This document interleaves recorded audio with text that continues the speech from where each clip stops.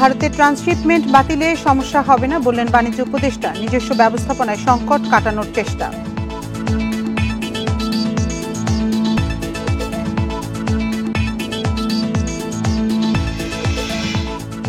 ঢাকায় বিনিয়োগ সম্মেলন শেষ আজ। মিলেছে দেশি বিদেশি বিনিয়োগের প্রতিশ্রুতি। খুলছে নতুন কর্মসংস্থানেরও পথ।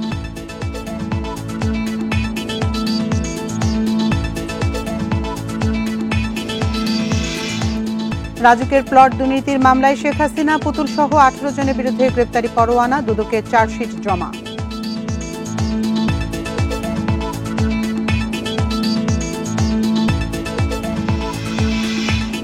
এসএসসি পরীক্ষা দিচ্ছে 19 লাখ শিক্ষার্থী। প্রশ্ন ফাঁসের গুজবে কান না দেওয়ার আহ্বান উপদেষ্টার। 2 মাসেই ফল প্রকাশ।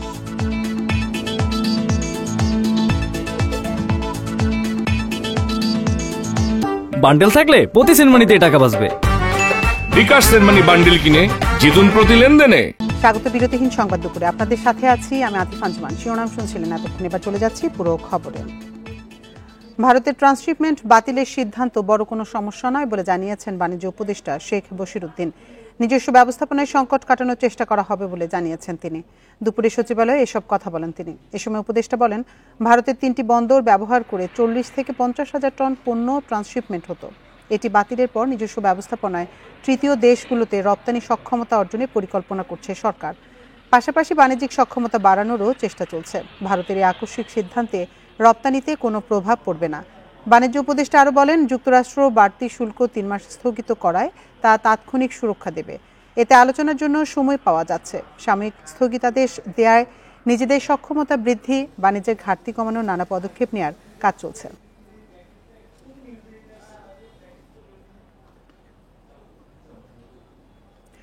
ট্রান্সশিপমেন্ট সুবিধা বাতিলের পর 4 ট্রাক রপ্তানি পণ্য ফেরত পাঠিয়েছে ভারত। বুধবার সন্ধ্যায় বেনাপোল স্থলবন্দর দিয়ে যাওয়া পণ্যবাহী ট্রাক ভারতের স্থলবন্দরের গেট থেকেই ফেরত পাঠানো হয়। স্থলবন্দর কর্তৃপক্ষ জানায়, বন্দর দিয়ে ট্রানজিট সুবিধা বন্ধের জন্য ভারতের অর্থ মন্ত্রণালয়ে একটি চিঠি কাস্টমসে পাঠানো হয়।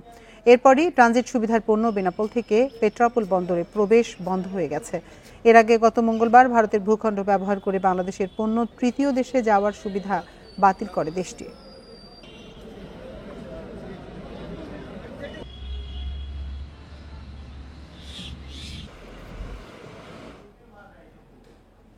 ঢাকায় 4 দিনের আন্তর্জাতিক বিনিয়োগ সম্মেলন শেষ হচ্ছে আজ। সমাপনী দিনের সকাল থেকে অ্যাপারেল ও টেক্সটাইল এবং ডিজিটাল ইকোনমি নিয়ে আলাদা সেমিনার চলছে, যেখানে উপস্থিত আছেন দেশি বিদেশি উদ্যোক্তা ও বিশেষজ্ঞরা। বিনিয়োগ সম্মেলনের মাধ্যমে দেশি বিদেশি উদ্যোক্তাদের কাছ থেকে বিনিয়োগ প্রতিশ্রুতি পাওয়া গেছে।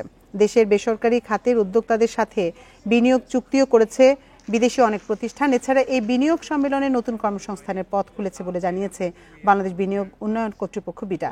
এছাড়া ব্যবসা সম্প্রসারণ ও নতুন বিনিয়োগের আগ্রহ দেখিয়েছে 3টি আন্তর্জাতিক প্রতিষ্ঠান। এর মধ্যে চীনের হান্ডা পোশাক খাতে 150 মিলিয়ন মার্কিন ডলার বিনিয়োগের প্রতিশ্রুতি দিয়েছে। বিকেল 3:30টায় আনুষ্ঠানিক সংবাদ সম্মেলনে বিস্তারিত তুলে ধরবে বিটা।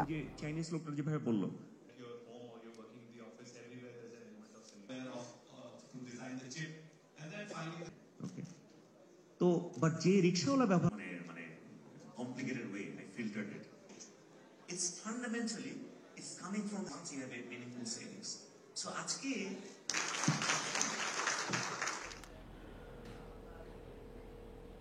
এ নিয়ে আলোচনাতে হোটেল ইন্টারকন্টিনেন্টাল থেকে আমাদের সাথে যোগ দিচ্ছেন সহকর্মী ইকরামুল কবির। ইকরাম, বিনিয়োগ সম্মেলনের শেষ দিনে আজ কি কি কর্মসূচি রয়েছে আমাদের জানাবেন বিস্তারিত।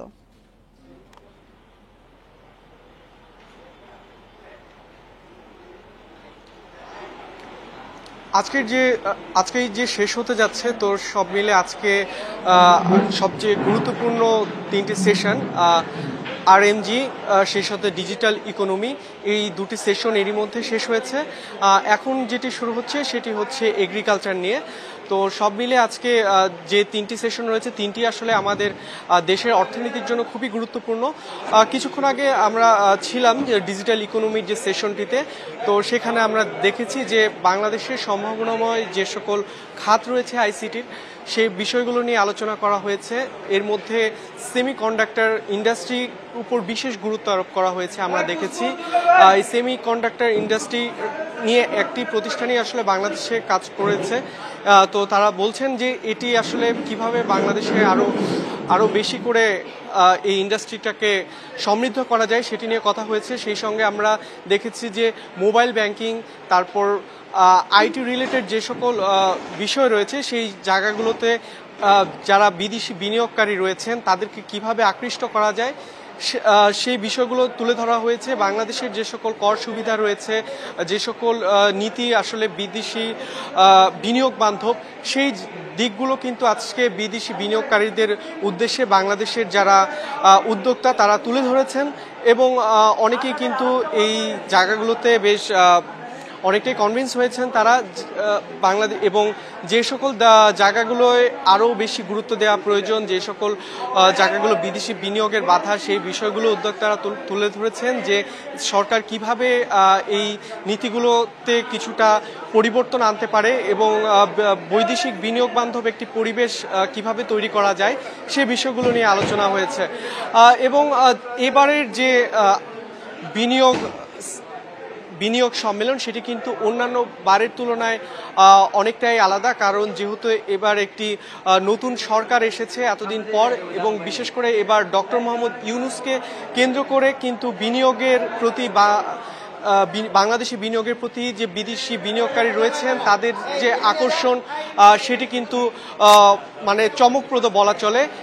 সেই সঙ্গে বিডার যে চেয়ারম্যান আশিক চৌধুরী তিনিও কিন্তু বিদেশি বিনিয়োগকারীদেরকে আকৃষ্ট করার জন্য ভূয়সী ভূমিকা রাখছেন, এমনটা কিন্তু সারা দেশব্যাপী কিন্তু আলোচিত হচ্ছে তার যে ভূমিকা। তো সব মিলে কিন্তু এবারের যে বিনিয়োগ সম্মেলন সেখান থেকে একটি বড় অঙ্কের বিনিয়োগ বাংলাদেশে হবে বলে কিন্তু যারা বিশ্লেষক তারা মনে করছেন এবং যারা সংশ্লিষ্ট রয়েছেন তারাও বলছেন যে তারা আসলে বিদেশি বিনিয়োগকারীদেরকে আকৃষ্ট করতে অনেকটাই সমর্থ হয়েছেন। হোটেল ইন্টারকন্টিনেন্টাল থেকে সবশেষ তথ্য জানাচ্ছিলেন সহকর্মী ইকরামুল কবির। এবার এ নিয়ে আলোচনা করতে রাজধানী ইস্কাটন থেকে আমাদের সঙ্গে যোগ দিচ্ছেন অর্থনীতিবিদ ডক্টর মাহফুজ কবির। ডক্টর মাহফুজ কবির, আপনাকে স্বাগত জানাচ্ছি আমাদের ইন্ডিপেন্ডেন্ট সংবাদে। আপনার কাছে শুরুতেই যেটি জানতে চাই যে ঢাকায় আন্তর্জাতিক বিনিয়োগ সম্মেলন থেকে বাংলাদেশের প্রাপ্তিটা আসলে কি এবং দেশের বাণিজ্য ও অর্থনীতিকে এগিয়ে নিতে এই সম্মেলন আসলে কি ধরনের ভূমিকা রাখবে বলে আপনি মনে করছেন? আমি মনে করি যে এই সময় আসলে এরকম একটা বিনিয়োগ সম্মেলন হওয়াটা বাংলাদেশের অর্থনীতির জন্য গুরুত্বপূর্ণ। আসলে দেশে একটা বিনিয়োগ খরা চলছে, মানে দেশি এবং বিদেশি বিনিয়োগ দুটো জায়গাতে কিন্তু কেমন যেন একটা হতাশাজনক পরিস্থিতি সৃষ্টি হয়েছে। এর মধ্যে এই যে বিনিয়োগ সম্মেলন হলো, তো সেখানে 50টারও বেশি দেশ থেকে আসলে বিনিয়োগকারীরা এসেছেন। পৃথিবীর শীর্ষ অনেক উৎপাদনকারী মাল্টিন্যাশনালস তারা কিন্তু এসছে, তাদের প্রতিনিধিরা এসছেন এবং এখানে কিন্তু একটা বড় রকমের যে গ্যাদারিং হলো, তো সেটার মধ্যে অনেক তরুণ উদ্যোক্তা কিন্তু আছেন এবং বাংলাদেশ থেকে কিন্তু তরুণ উদ্যোক্তারা বিভিন্ন রকমের সাইডলাইন মিটিংয়ে তারা পার্টিসিপেট করেছেন, মেইন মিটিংয়ে ছিলেন এবং তারা কিন্তু কন্টিনিউয়াসলি জানতে যাচ্ছেন যে কি কি সুযোগ সুবিধা রয়েছে তাদের জন্য। তো এই যে পার্টিসিপেশনের দিক থেকে, আগ্রহের দিক থেকে একটা বড় জায়গা তৈরি হয়েছে, এটা একটা। আর দ্বিতীয় হচ্ছে যে গভর্নমেন্টের যে কমিটমেন্টগুলো সেগুলো কিন্তু এখন আসছে, যে গভর্নমেন্ট যে আসলে কমিটেড, সেখানে বিডা, তারপরে স্পেশাল ইকোনমিক জোন অথরিটি তারাও কিন্তু খুব ইন্টারেস্টেড এবং পোস্ট করতে। তো এই বিষয়টা খুব গুরুত্বপূর্ণ এবং এইটাকে কেন্দ্র করে কিন্তু দেখা যাচ্ছে যে এই বিশেষ অর্থনৈতিক অঞ্চলগুলোতে প্রাণ চাঞ্চল্য ফিরে আসছে। আর বিনিয়োগের যে কমিটমেন্টগুলো সেগুলো অতটা এই মুহূর্তে বেশি না দেখালেও আমি মনে করি যে ইতিমধ্যে কিছু সম্ভাবনা তৈরি হয়েছে। যেমন যে চীন থেকে কিন্তু প্রায় 100টা কোম্পানি, সেখানকার তাদের যে প্রতিনিধি তারা কিন্তু ইতিমধ্যে এই জায়গাটাতে তারা আগ্রহ ব্যক্ত করেছেন। আমি মনে করি যে 100 নয়, আগামী দিনগুলোতে অন্তত 1000 বিনিয়োগকারী চীন থেকে বাংলাদেশে আসবেন, যেহেতু চীনের সঙ্গে মার্কিন যুক্তরাষ্ট্রের যেটা বাণিজ্য বিরোধ হয়েছে। আর একটা আমি বলবো যে খুব ইম্পর্টেন্ট, সেটা হলো যে এই নিউ ডেভেলপমেন্ট ব্যাংক তারা কিন্তু আগ্রহ দেখিয়েছে এবং ভবিষ্যতে $1 বিলিয়ন বিনিয়োগ করবে এবং একই সঙ্গে যে মাননীয় প্রধান উপদেষ্টা তা এবং এই যে বিডার চেয়ারম্যান তারা কিন্তু এই প্রতি মাসের 10 তারিখে তারা চাইনিজ এবং যে কোরিয়ান ইনভেস্টর তাদের সাথে কথা বলবেন, তাদের কথা শুনবেন যে তারা কি চায়, কি কি সমস্যা বোধ করছেন। এবং এইটাকে কেন্দ্র করে আরেকটা ঘটনা ঘটেছে, সেটা হচ্ছে আন্তর্জাতিক প্রতিষ্ঠানগুলো কিন্তু বাংলাদেশের বিনিয়োগ পরিস্থিতি নিয়ে তাদের বিশ্লেষণটা দেখাচ্ছে। তো এগুলোই সবচেয়ে ইতিবাচক, যে যেহেতু বিদেশি কোম্পানিগুলো আছে আমাদের সাথে এবং একই সঙ্গে যে ইউরোপিয়ান ইউনিয়ন, বিশ্ব ব্যাংক, তারপর যুক্তরাজ্য সরকার তারা কিন্তু সহযোগিতা করছে এটাতে। তা আমি মনে করি যে এই একটা অভূতপূর্ব সুযোগ তৈরি হয়েছে যে বাংলাদেশে যাতে বিদেশি বিনিয়োগ, দেশি বিনিয়োগ আরো আকর্ষিত হয়। তো এই কারণেই আমি মনে করি যে বিনিয়োগ সম্মেলনটা অত্যন্ত গুরুত্বপূর্ণ। আমি নিজে অংশগ্রহণ করেছি সেখানে এবং আমি দেখেছি মানুষের যে উৎসাহ উদ্দীপনা। তা আমি মনে করি যে এটা একটা মোমেন্টাম তৈরি করছে, যেটাকে সামনে এগিয়ে নিতে হবে। জি ডক্টর কবির, আরেকটি গুরুত্বপূর্ণ বিষয় যেটি হচ্ছে বাংলাদেশের জন্য ট্রান্সশিপমেন্ট সুবিধা বাতিল করেছে ভারত সরকার এবং উপদেষ্টা বলেছেন যে বড় কোনো সমস্যা হবে না এতে। প্রকৃতপক্ষে পণ্য রপ্তানিতে কোনো প্রভাব পড়বে বলে আপনি মনে করেন কিনা? হ্যাঁ, কিছুটা বিঘ্ন তৈরি হয়েছে ইতিমধ্যেই, কিন্তু যারা রপ্তানিকারক তারা কিছুটা শঙ্কা প্রকাশ করেছেন যে তাদের খরচ বেড়ে যাবে এখন, এবং একই সঙ্গে যে সময়টা বেশি লাগবে। যেটা হতো যে তৃতীয় দেশ মানে কিন্তু শুধুমাত্র নেপাল ভুটান নয় বা মিয়ানমার নয়, এদের মধ্যে কিন্তু স্থল যে যে পরিবহন সেটার মাধ্যমে করছিলাম আমরা। কিন্তু একই সঙ্গে কিন্তু এই যে যে বন্দরগুলো আছে, মানে যে ড্রাই পোর্ট এবং এয়ারপোর্ট দুটোই কিন্তু ব্যবহার করছি আমরা। এই যে ভারতের বিভিন্ন বন্দরগুলো, বিশেষ করে যে যেমন দিল্লি পোর্ট হচ্ছে কলকাতা থেকে আমরা করছি। তো এখন ওই জায়গাগুলো কিন্তু দেখা যাবে যে আমরা এখন আর ব্যবহার করতে পারবো না, এই যেহেতু ট্রান্সশিপমেন্ট সুবিধা বাতিল হয়েছে। তো যার ফলে আমাদের নিজস্ব উদ্যোগে এখন এই ব্যবস্থাগুলো করে নিতে হবে। তার কারণ তাদের উপরে লোডটা নাকি বেশি পড়ছে বলে তারা বলছেন। হয়তো এর পিছনে কোনো জিও পলিটিক্যাল গেম থাকতে পারে, কিন্তু সেটা তো আমরা জানি না। আমাদের মূল বিষয়টা হচ্ছে যে যেহেতু এবার সুবিধাটা বাতিল করা হয়েছে, তো সুতরাং নেপাল, ভুটান, মিয়ানমার থেকে শুরু করে পৃথিবীর অন্য কোনো তৃতীয় দেশ, প্রত্যেকটা জায়গাতে এখন আমাদের নিজস্ব ক্যাপাসিটিতে এই পুরো ব্যবস্থাটা করে নিতে হবে, যাতে করে আমরা ওই দেশগুলিতে এক্সপোর্ট করতে পারি। ভারত থেকে হলে ভালো হতো, খরচটা কমতো, সময়টা কম লাগতো। তো কিন্তু এখন যেহেতু তারা বাতিল করে দিয়েছে, তো সুতরাং সাময়িকভাবে আমাদের আসলে নিজস্ব উদ্যোগে নিতে হবে, ব্যবস্থা করতে হবে, কিন্তু এর পাশাপাশি ভারতের সাথে আলাপ আলোচনা চালিয়ে যেতে হবে যে জি আসলে ডক্টর তারা কবির, কেন আরেকটি বিষয় জানতে চাই যে বাংলাদেশি পণ্যে আরোপ করা বাড়তি শুল্ক 3 মাসের জন্য যুক্তরাষ্ট্র স্থগিত করেছে, এই বিষয়টিকে আপনি কিভাবে দেখছেন? আমি মনে করি যেটা অত্যন্ত ইতিবাচক, এবং সারা পৃথিবীর জন্য যেহেতু একই তারা সিদ্ধান্ত নিয়েছে, এবং শুধুমাত্র চীন ছাড়া। তো সুতরাং এখন কিন্তু একটা লেভেল প্লেইং ফিল্ড তৈরি হচ্ছে। আগে যখন আমরা ভয় করছিলাম যে বাংলাদেশে 37%, ভারতে 26%, তো যার ফলে বাংলাদেশ থেকে অর্ডার চলে যাবে, ভারতের বিনিয়োগ ভারতে চলে যাবে, কিন্তু এখন সেই ভয়টা নেই। আর আরেকটা বিষয় হচ্ছে যে মাননীয় প্রধান উপদেষ্টা তাদের চিঠিতে উল্লেখ করেছেন পরিষ্কারভাবে যে 3 মাসের জন্য সময় চেয়েছেন, এবং একই সঙ্গে কিছু কিছু অফার কিন্তু করেছেন যে আমরা তাদের কাছ থেকে পণ্য আমদানি বাড়াবো, এবং একই সঙ্গে যে নন ট্যারিফ ব্যারিয়ার সেটাও কমাবো। তো এই সব মিলিয়ে একটা ইতিবাচক পরিবেশ তৈরি হচ্ছে। এখন আমাদের আসলে প্রস্তুতি নিতে হবে যে তাদেরকে আমরা যে কমিটমেন্টগুলো করেছি, তো সেইগুলো আসলে কিভাবে রিয়েলাইজ করতে পারি, যে হয়তো ট্যারিফ কমানো এবং একই সঙ্গে নন ট্যারিফ ব্যারিয়ার এগুলো অ্যাড্রেস করা। আমি মনে করি যে একটা ইতিবাচক পরিস্থিতি তৈরি হয়েছে। এখন আমাদের আলাপ আলোচনা এগিয়ে নিতে হবে, যাতে করে মার্কিন যুক্তরাষ্ট্র থেকে বাংলাদেশে বিনিয়োগ বাড়াতে পারি, তাদের ওখান থেকে ইনভেস্টমেন্ট নিয়ে আসতে পারি, এবং তাদের দেশেও যাতে আমরা বিনিয়োগ করতে পারি এবং রপ্তানি বাড়াতে পারি। জি ডক্টর মাহফুজ কবির, আপনাকে অসংখ্য ধন্যবাদ আমাদের সাথে যোগ দেওয়ার জন্য। আমাদের সাথে কথা বলছিলেন অর্থনীতিবিদ ডক্টর মাহফুজ কবির। এদিকে মহাকাশে উন্মুক্ত হচ্ছে বাংলাদেশের নতুন সম্ভাবনা। 54তম দেশ হিসেবে নাসার সঙ্গে মঙ্গলবার চুক্তি সই করে বাংলাদেশ। এর ফলে মহাকাশ থেকে প্রাকৃতিক সম্পদ সুরক্ষা, প্রযুক্তি ও জলবায়ু পরিবর্তন বিষয়ক গবেষণার তথ্য উপাত্ত পাবে বাংলাদেশ। বাংলাদেশ বিনিয়োগ সম্মেলনে নাসার আর্টেমিস অ্যাকর্ডসে যুক্ত হয় বাংলাদেশ। এর মধ্য দিয়ে তাদের ওয়েবসাইটে ভেসে ওঠে লাল সবুজের পতাকা। নাসা বলছে বাংলাদেশের সঙ্গে এই চুক্তির ফলে মহাকাশ গবেষণা পাবে নতুন মাত্রা। আর দেশের মহাকাশ গবেষণা ও দূর অনুধাবন প্রতিষ্ঠান স্পার্সো বলছে এর মধ্য দিয়ে মিলবে নাসার বিশাল তথ্য ভাণ্ডারে প্রবেশের সুযোগ। স্পেস এক্সপ্লোরেশন, স্পেসে যে বিভিন্ন সেলেস্টিয়াল বডি সেগুলোতে যাওয়া এবং কোনো স্পেসিমেন থাকলে সেগুলো কালেক্ট করা, এবং স্পেস রিলেটেড অন্যান্য তথ্যাদি, স্পেস ডেব্রিস থেকে শুরু করে সব কিছুর উপরে যে গবেষণা কাজ চলমান হবে ভবিষ্যতে, এটার মাধ্যমে সেখানে আমরা সরাসরি সংযুক্ত থাকতে পারব। সেই সঙ্গে বাড়বে গবেষণাধর্মী কাজ, বলছেন স্পার্সোর কর্মকর্তারা। আমরা আগে স্পার্সোতে মেইনলি স্যাটেলাইট অ্যাপ্লিকেশন নিয়েই আমরা কাজ করতাম, কিন্তু এখন মহাকাশ গবেষণার নতুন দিগন্ত উন্মোচিত হচ্ছে। ভবিষ্যতে আমরা হয়তো মহাকাশের যে অন্যান্য গবেষণা এবং টেকনোলজিক্যাল অন্যান্য যে রিসার্চ সেগুলো নিয়ে কাজ করব, এবং এটার মাধ্যমে সেটার দিগন্ত আরও উন্মোচিত হবে। বিশ্লেষকরা বলছেন আর্টেমিস অ্যাকর্ডসে যুক্ত হওয়ায় জলবায়ু ও প্রাকৃতিক দুর্যোগের তথ্য পাওয়া হবে সহজ। স্পেসের ডাটা কিন্তু খুবই এক্সপেন্সিভ, মানে আপনার যদি একটা স্যাটেলাইট না থাকে আপনি সেই ডাটা কেমন করে পাওয়া সম্ভব। সো এটা আমরা পেতে যাচ্ছি, এবং এই পাওয়ার দ্বারটা আমাদের উন্মুক্ত হচ্ছে। ফাইন্যান্সিয়ালি কতটুকু বেনিফিট হবে সেটা আমি জানি না, বাট এই ডাটা এইগুলির মূল্যায়ন করা খুবই ডিফিকাল্ট, যেগুলো ভ্যালু কত। ওকে, সো আমরা যে আবহাওয়া বলেন বা জিএনএসএস বলেন বা নেভিগেশন বলেন, সব জায়গায় আমাদের স্পেস থেকে ডাটা লাগবে। তবে এর পূর্ণ ফল পেতে আরো 15 থেকে 20 বছর সময় লাগবে বলে জানান বিডার চেয়ারম্যান। এই অ্যাকর্ডটা সাইন করার ইফেক্ট আমাদের বুঝতে হয়তো 15 থেকে 20 বছর সময় লাগবে। আজ থেকে 20 বছর পরে হয়তো আমরা যে মুন এক্সপ্লোরেশনের কথা বলি, আমাদের স্পেস এক্সপ্লোরেশনের কথা বলি, সেখানে বাংলাদেশিরাও স্পেস এক্সপ্লোরেশনে যাবে। সো আমাদের হয়তো একজন অ্যাস্ট্রোনট থাকবে। প্রাথমিকভাবে 7 দেশ সই করার মধ্য দিয়ে আর্টেমিস অ্যাকর্ডসের যাত্রা শুরু হয় 2020 সালে। ইকরামুল কবির, ইন্ডিপেন্ডেন্ট নিউজ, ঢাকা। যুক্তরাষ্ট্রে পণ্য রপ্তানিতে পাল্টা শুল্ক 90 দিনের জন্য স্থগিত করায় দেশটির প্রেসিডেন্ট ডোনাল্ড ট্রাম্পকে ধন্যবাদ জানিয়েছেন প্রধান উপদেষ্টা অধ্যাপক মোহাম্মদ ইউনূস।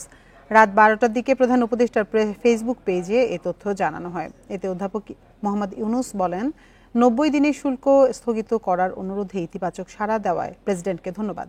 বাণিজ্য এজেন্ডার সমর্থনে মার্কিন প্রশাসনের সঙ্গে কাজ অব্যাহত রাখা হবে। এর আগে যুক্তরাষ্ট্র বিভিন্ন দেশের উপর যে পাল্টা শুল্ক আরোপ করেছিল, বুধবার রাতে তা 3 মাসের জন্য স্থগিতের ঘোষণা দেন যুক্তরাষ্ট্রের প্রেসিডেন্ট ডোনাল্ড ট্রাম্প।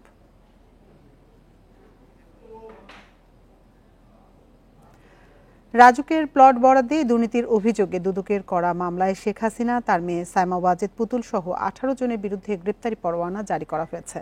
সকালে ঢাকার মেট্রোপলিটন সিনিয়র স্পেশাল জজ জাকির হোসেন গালিবের আদালত দুদকের দেওয়া চার্জশিট গ্রহণ করেন। পরে পলাতক আসামিদের বিরুদ্ধে গ্রেপ্তারি পরোয়ানা জারি করেন। আগামী 4 মে মামলার পরবর্তী শুনানি হবে। দুদকের আদালত প্রসিকিউশন বিভাগের সহকারী পরিচালক আমিনুল ইসলাম এ তথ্য নিশ্চিত করেছেন। জানা গেছে 2022 সালে শেখ হাসিনা সহ তার পরিবারের 6 সদস্য 10 কাঠা করে প্লট পান। দুদকের অনুসন্ধানকারীরা জানান, বরাদ্দ পেতে প্রধানমন্ত্রীর বিশেষ ক্ষমতা প্রয়োগ করা হয়। পরে রাজুক থেকে 60 কাঠা প্লট নেয়ার অভিযোগের অনুসন্ধান করে দুদক।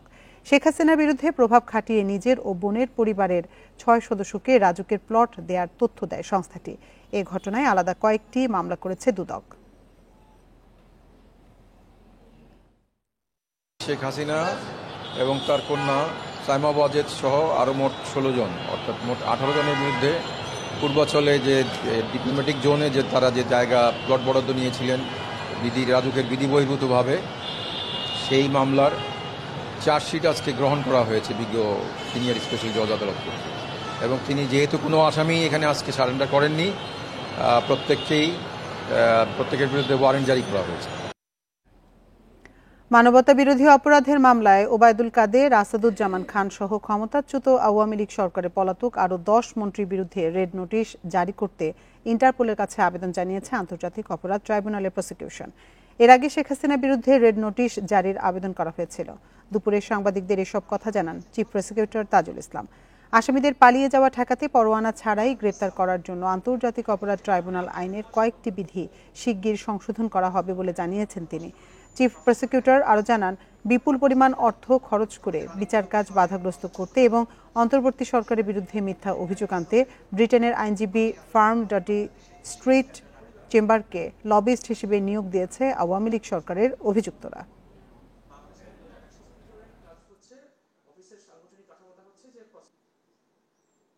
ইন্টারপোলের মাধ্যমে রেড নোটিশ জারি করার জন্য পাঠিয়েছি। তারা হলো mister Obaidul Quader, mister Asaduzzaman Khan Kamal, mister AKM Mozammel Haque, Mohammad Hasan Mahmud, Jahangir Kabir Nanak, Sheikh Fazle Noor Taposh, Mohibul Hasan Chowdhury Naufel, Nasrul Hamid Bipu,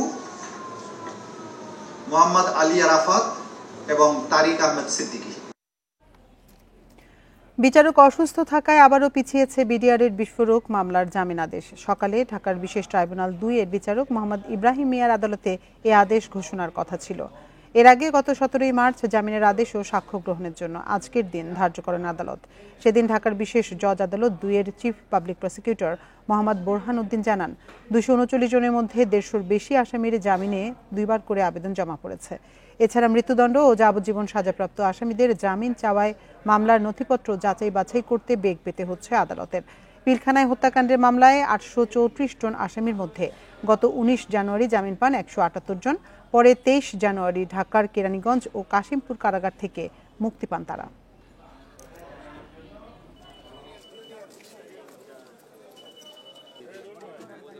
দেশে প্রতিবাদের নামে অনাকাঙ্ক্ষিত কর্মকাণ্ড না করার অনুরোধ করেছেন ঢাকা বিশ্ববিদ্যালয়ের শিক্ষকরা। সকালে অপরাজেয় বাংলার পাদদেশে ঢাকা বিশ্ববিদ্যালয়ের শিক্ষকদের সাদা দলের মানববন্ধনে এই অনুরোধ করা হয়। ফিলিস্তিনে ইসরায়েলের বর্বর হামলার প্রতিবাদে আয়োজন করা হয় এই মানববন্ধনের। এ সময় সাদা দলের শিক্ষকরা কালো ব্যাজ ধারণ করেন। তারা বলেন, দীর্ঘদিন ধরে গাজায় গণহত্যা চালিয়ে যাচ্ছে ইসরায়েল, যা মানবাধিকারের গুরুতর লঙ্ঘন। ইসরায়েলের হত্যাযজ্ঞের বিরুদ্ধে কার্যকর ব্যবস্থা নিতে না পারায় জাতিসংঘ ও অর্গানাইজেশন অব ইসলামিক কোঅপারেশন OICর সমালোচনা করা হয় মানববন্ধনে। গণহত্যা ও বর্বর হামলা রোধে বিশ্বের সব দেশকে ঐক্যবদ্ধ হওয়ার আহ্বান জানানো হয়। পাশাপাশি বিশ্বের ক্ষমতাধর দেশগুলোর রাষ্ট্রপ্রধান ও নেতাদের জোরালো ভূমিকা রাখার তাগিদ দেয়া হয় মানববন্ধনে।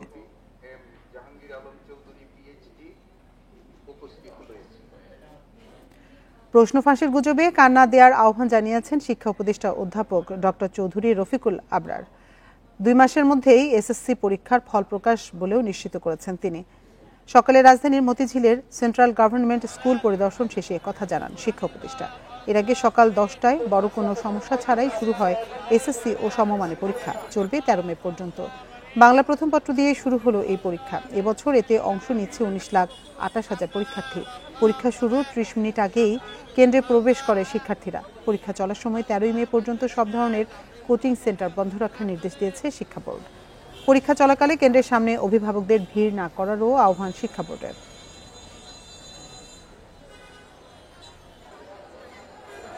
যদি জেনুইন সমস্যা থাকে অবশ্যই আপনাদের দায়িত্ব সেগুলো সংশ্লিষ্ট কর্তৃপক্ষের কাছে নিয়ে আসা, যাতে তারা যাচাই বাছাই করতে পারেন। কিন্তু আপনি একটা জিনিস পেলেন, সেটা সামাজিক মাধ্যমে ছড়িয়ে দিলেন, এবং সেটার দায়িত্ব অবশ্যই আপনাকে নিতে হবে, এবং এর মাধ্যমে কিন্তু অনেক ক্ষতি হয়ে যায়। বাংলা প্রথম পত্র পরীক্ষার মধ্য দিয়ে সারা দেশে আজ থেকে শুরু হয়েছে এসএসসি ও সমমানের পরীক্ষা। পরীক্ষার পরিবেশ নির্বিঘ্ন রাখতে সতর্ক দেখা গেছে প্রশাসনকে। প্রতিটি কেন্দ্রে পুলিশ মোতায়েনের পাশাপাশি কেন্দ্র পরিদর্শন করেছেন নির্বাহী ম্যাজিস্ট্রেটরা। আগে থেকে নির্দেশনা ছিল কেন্দ্রে পৌঁছাতে হবে পরীক্ষা শুরুর 30 মিনিট আগে। প্রথম পরীক্ষায় বেশিরভাগ শিক্ষার্থী তাই 9:30টার মধ্যেই পৌঁছেছেন কেন্দ্রে। কেন্দ্র সংশ্লিষ্টদের সহায়তা খুঁজে নিয়েছে নিজ নিজ আসন, সহযোগিতা করেছে পুলিশও।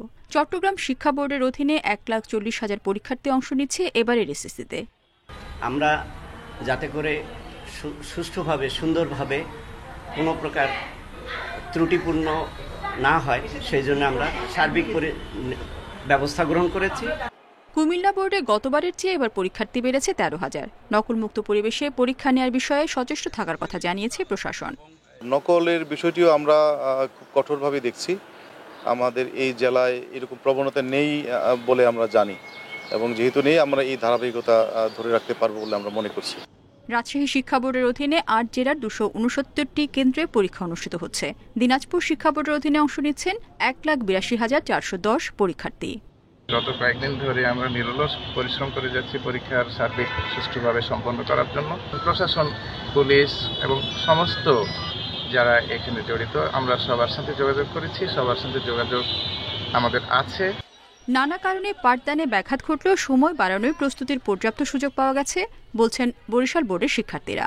ফার্স্ট টাইম এটা দিতে এসেছি, তো নার্ভাস একটু, অ্যান্ড প্রিপারেশন নিচ্ছি যেহেতু এটার উপর কনফিডেন্স আছে। আমি পারবো, একটা কনফিডেন্স আছে, সেটা ইনশাল্লাহ বাদ বাকিতে দেখা যাবে পরীক্ষার হলে। গতবার যে ঢালাওভাবে জিপিএ 5 পেয়েছে, এবার মেধার মূল্যায়ন সঠিকভাবে হবে আমরা এটা আশা করি। খুলনায় এসএসসি ও সমমানের পরীক্ষায় প্রতিটি কেন্দ্রে পুলিশের পাশাপাশি দেখা গেছে নির্বাহী ম্যাজিস্ট্রেটদের। এদিকে জামালপুরে এসএসসি পরীক্ষার সময় কেন্দ্রের পাশে ফটোকপির দোকান খোলা রাখায় আটক করা হয়েছে 2 জনকে। রেশমি নন্দী, ইন্ডিপেন্ডেন্ট নিউজ। 5 আগস্টের পর বিভিন্ন থানা থেকে লুট হওয়া অস্ত্র প্রত্যাশা অনুযায়ী উদ্ধার করা যায়নি বলে জানিয়েছেন স্বরাষ্ট্র উপদেষ্টা জাহাঙ্গীর আলম চৌধুরী। দুপুরে সিলেটের এয়ারপোর্ট থানা পরিদর্শন শেষে সাংবাদিকদের প্রশ্নের জবাবে তিনি একথা বলেন। স্বরাষ্ট্র উপদেষ্টা বলেন, ছাত্র জনতার গণ অভ্যুত্থানে রাজনৈতিক পট পরিবর্তনের পর দেশের বিভিন্ন থানা ও ফাঁড়ি থেকে লুট হওয়া অনেক অস্ত্র এখনও উদ্ধার করা সম্ভব হয়নি, তবে অস্ত্র উদ্ধারে অভিযান চলছে। উপদেষ্টা আরও বলেন, ইসরায়েল বিরোধী বিক্ষোভ মিছিল থেকে সিলেট সহ দেশের বিভিন্ন জায়গায় যারা লুটপাট করেছে তাদেরকে ছাড় দেয়া হবে না। সম্প্রতি দেশের বিভিন্ন জায়গায় পুলিশের কাছ থেকে আসামি ছিনিয়ে নেওয়া প্রসঙ্গে উপদেষ্টা আরও বলেন, যারা আসামি ছিনতাই করে নিয়ে যাচ্ছে তাদেরকে আইনের আওতায় আনা হবে। যতটা এক্সপেকটেশন ছিল আমরা অত উদ্ধার এখনো কমপ্লিট হয় নাই, আমরা চেষ্টা করে যাচ্ছি উদ্ধার করতে। আসামি ছিনতাই করে নিয়ে যাচ্ছে এগুলি ক্ষেত্রে আপনারা বলবেন, এবং যারা ছিনতাই করে নিচ্ছে তাদের কিন্তু আমরা আইনের আওতায় নিয়ে আসছি। এগুলি ক্ষেত্রে আপনারা সত্যি ঘটনা যেটা সাথে সাথে জানাবেন, আমরা ব্যবস্থা নেব। বিএনপি ক্ষমতায় থাকুক বা না থাকুক দেশ ও মানুষের কল্যাণে সবসময় কাজ করবে বলে মন্তব্য করেছেন দলটির স্থায়ী কমিটির সদস্য সালাউদ্দিন আহমেদ। দুপুরে গুলশানে বিএনপি চেয়ারপারসনের কার্যালয়ে এই মন্তব্য করেন তিনি। এর আগে মানিকগঞ্জের উদ্ভাবক জুলহাসকে তার তৈরি করা হেলিকপ্টারের দ্বিতীয় দফায় সংস্কার কাজের জন্য বিএনপির ভারপ্রাপ্ত চেয়ারম্যান তারেক রহমানের পক্ষ থেকে অনুদান দেয়া হয়। এ সময় বিএনপি সারা দেশে ছড়িয়ে ছিটিয়ে থাকা মেধাবীদের খুঁজে বের করে তাদের পাশে দাঁড়াবে বলেও জানান সালাউদ্দিন আহমেদ। পাশাপাশি বিত্তবানদেরও এসব মেধাবীদের পাশে দাঁড়ানোর আহ্বান জানান তিনি। লাইব্রেরি স্থাপনের মাধ্যমে তরুণদের মেধা বিকাশ করার কথাও বলেন বিএনপির নেতা। আমরা সমাজের যারা বিত্তবান, যারা বিভিন্ন সামাজিক এবং মানবিক সংগঠনের সাথে জড়িত আছেন অথবা নাই, সবাইকে আমরা আহ্বান করব যার যার জায়গা থেকে দেশের সম্পদ হিসেবে মেধাবী সন্তানদেরকে আপনারা সহযোগিতা করুন। তাদের নানা আয়োজনে খাগড়াছড়িতে শুরু হয়েছে মারমাদের 6 দিনের সাংগ্রাই উৎসব। পুরনো বছর বিদায় দিয়ে নতুন বছর বরণের এই আয়োজন মারমা জাতিগোষ্ঠীর প্রধান সামাজিক উৎসব। আয়োজকরা বলছেন, অন্তর্ভুক্তিমূলক দেশ গড়তে এমন উৎসব সহায়ক ভূমিকা রাখবে। মারমা সম্প্রদায়ের প্রধান সামাজিক উৎসব মহাসাংগ্রাই উপলক্ষে এমন বর্ণিল আয়োজন খাগড়াছড়ি জেলা সদরের পানখাইয়া পাড়ায়। উদ্বোধনী অনুষ্ঠানে যোগ দেন নানা বয়সী নারী পুরুষ। শুরুতে ঐতিহ্যবাহী নৃত্য ও গান পরিবেশন করেন মারমা শিল্পীরা। পরে উদ্বোধন করা হয় মারমাদের ঐতিহ্যবাহী দ খেলা, আলারি খেলা। আমরা আজকে অনেক মজা করব। আর আগামী 14 তারিখে আমাদের মারমা ঐতিহ্যবাহী সাংগ্রাই পানি খেলা। আমাদের মারমা সম্প্রদায়ে এটা অনেক বড় উৎসব বলা হয়। নিজেদের ঐতিহ্য, ভাষা চর্চা ও সুরক্ষার পাশাপাশি আগামী প্রজন্মের কাছে সুন্দর ও সমৃদ্ধ সংস্কৃতি উপহার দিতে প্রতি বছরই এমন আয়োজন করছে মারমা উন্নয়ন সংসদ। এগুলো বিলুপ্তির পথে দিকে যাচ্ছে। সেই কারণে সংস্কৃতি এবং ক্রীড়াকে সমুন্নত করার জন্য, এটাকে ধরে রাখার জন্য এই প্রয়াস। পাহাড়ে বর্ষবরণের এমন আয়োজন অন্তর্ভুক্তিমূলক দেশ গড়তে সহায়ক ভূমিকা রাখবে বললেন জেলা প্রশাসক। আমরা মনে করি যে আমাদের এখানে যে বিভিন্ন জাতিগোষ্ঠী রয়েছে তাদের মধ্যে যে মেলবন্ধনের তৈরি হচ্ছে, সেটি আমাদেরকে আগামীর সুন্দর বাংলাদেশ গড়ার ক্ষেত্রে একটি বৈষম্যহীন, সুখী সমৃদ্ধ বাংলাদেশ এবং অন্তর্ভুক্তিমূলক বাংলাদেশ গঠনের ক্ষেত্রে একটি বড় ভূমিকা পালন করবে। 6 দিনের উৎসবে সাংগ্রাই শোভাযাত্রা, খেলাধুলা সহ নানা আয়োজন থাকছে। 14 এপ্রিল উৎসবের মূল আকর্ষণ মৈত্রী পানি বর্ষণ। Independent news. আর এই ছিল বিরতিহীন সংবাদ দুপুরের আজকের আয়োজনে। ইন্ডিপেন্ডেন্ট টেলিভিশনের সব খবরে বিস্তারিত জানতে চোখ রাখুন ফেসবুক, ইউটিউব এবং এক্সে। এতক্ষণ সাথে থাকার জন্য ধন্যবাদ সবাইকে।